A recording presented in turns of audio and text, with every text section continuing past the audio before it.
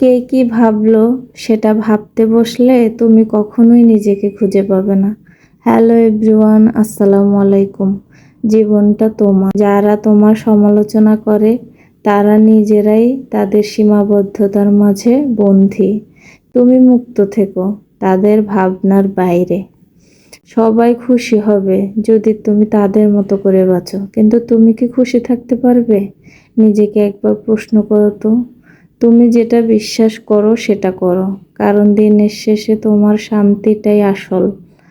কে কি বললো, কে কি ভাবলো, এসব ভেবে যারা থেমে যায় তারা কখনোই তাদের স্বপ্নে পৌঁছাতে পারে না।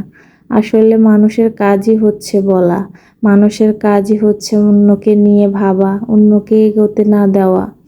তোমার পথ তুমি চেনো, তাই চালিয়ে যাও। যারা হাসে তারা তো কখনো হাঁটেই না।